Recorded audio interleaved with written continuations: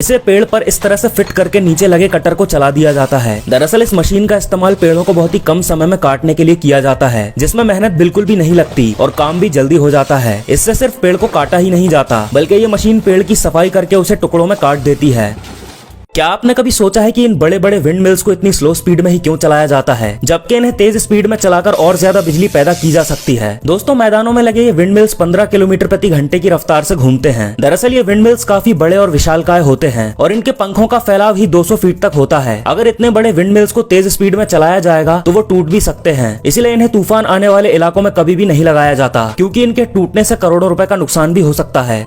जब भी कभी आप ठंडे या बर्फीले इलाकों में जाओ तो भूल कर भी ये गलती मत करना, वरना आपको पछताना पड़ सकता है। दरअसल ठंडे इलाकों में बर्फ यानी स्नो गिरती है और आपने कई सारी वीडियोस में ये देखा होगा कि कुछ लोग इसी जमीन पर पड़ी हुई स्नो को खाने लग जाते हैं। पर आप ऐसी गलती कभी मत करना, क्योंकि इस जमीन पर पड़ी हुई स्नो में काफी सारे बैक्टीरिया होते हैं जो आपको बीमार कर सकते हैं। वैसे तो ये स्नो देखने में बहुत ही खूबसूरत लगती है, पर जब ये स्नो गिरती है तो हवा से टच होकर जमीन पर आती है, जिस हवा में काफी पॉल्यूशन भी होता है। ऐसे में अगर आप इसे उठाकर खाओगे तो आप बीमार भी पड़ सकते हो। देखो, जैसे ये लड़की इस जार में रखे हुए केमिकल में कुछ मिलाती है, वैसे ये फैलने लगता है और ये इतना ज्यादा फैल जाता है कि उस जार को पूरी तरह से ढक लेता है। इसी तरह यह है स्प्रे फॉर्म इंसुलेशन और एक्सपेंडेबल फॉर्म, जो कि हवा के कांटेक्ट में आने के बाद फैलने लगता है। ये फॉर्म लाइट वेट होता है, इसीलिए इसका इस्तेमाल पलंग के गद्दे बनाने के साथ साथ इसे रशिया जैसे ठंडे देशों में घर को गर्म रखने के लिए दीवारों पर भी लगाया जाता है। पर यह बहुत ही जल्दी आग पकड़ता है, इस वजह से इसमें आग लगने का खतरा बहुत ज्यादा होता है। यह है एक वॉलनट क्रैकर और इसमें पहले तो आपको एक अखरोट को रखना है और टॉप पर लगी इस जोकर की नाक को ऊपर की तरफ खींचकर छोड़ देना है, जिससे अखरोट के ऊपर का शेल आसानी से टूट जाएगा।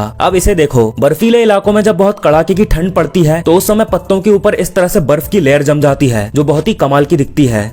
इस अफ्रीकन लड़के का टैलेंट देखकर आप भी हैरान रह जाओगे। दरअसल ये किसी भी जानवर की नकल कर सकता है। यहाँ पर ये लड़का बिल्कुल गोरेला की तरह चलता है। इसकी चाल ढाल और इसके मूव करने का तरीका बिल्कुल गोरेला से मैच करता है। अब यहाँ पर ये बंदा अपनी फ्लेक्सिबिलिटी दिखाते हुए अपने आप को एक केकड़े में बदल लेता है और बिल्कुल केकड़े की तरह चलने लगता है। वहाँ मौजूद सभी लोग इसे ही देखते रहते हैं। इस टैटू प्रिंटर से आप अपनी बॉडी पर कहीं भी कभी भी टैटू प्रिंट कर सकते हो। ये टैटू वाटरप्रूफ होते हैं, लेकिन आप इन्हें साबुन की मदद से हटा सकते हो और जैसा टैटू आपको चाहिए आप अपने मोबाइल से ही कमांड दे सकते हो। बाहर की कंट्रीज में पेड़ को साफ करने के लिए इस तरह से जेसीबी का यूज किया जाता है।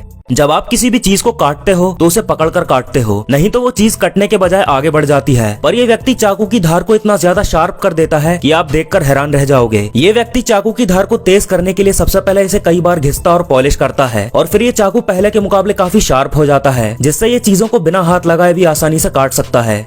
पॉपकॉर्न बनाने का ये तरीका तो सभी ने देखा है, जिसमें ये व्यक्ति एक कढ़ाई में कॉर्न को डालकर तेल को भी ऊपर से डाल देता है और नमक डालने के बाद पॉपकॉर्न बनकर तैयार हो जाते हैं। पर यह है पॉपकॉर्न बनाने का सबसे पुराना तरीका, जिसमें इस तरह की मशीन में कच्चे कॉर्न को डाल दिया जाता है और इस तरह से उसे गर्म किया जाता है और आखिर में जब पॉपकॉर्न बनकर तैयार होते हैं तो उसे बाहर निकाल लिया जाता है। शहद के बारे में ज्यादातर लोगों के दिमाग में यही बात रहती है कि असल में शहद मधुमक्खियों की पूप होती है, पर ऐसा नहीं है, क्योंकि जिस शहद को आप इतने मजे से खाते हो वो असल में मधुमक्खियों की उल्टी होती है। वो भी एक नहीं बल्कि कई सारी मधुमक्खियां इस उल्टी को एक दूसरे के मुंह में ट्रांसफर करती हैं और ये ऐसा शहद को गाढ़ा करने के लिए करती हैं। और क्या आपको पता है कि 12 लाख मधुमक्खियां मिलकर 45 दिन में सिर्फ 1 किलो शहद ही बना पाती हैं।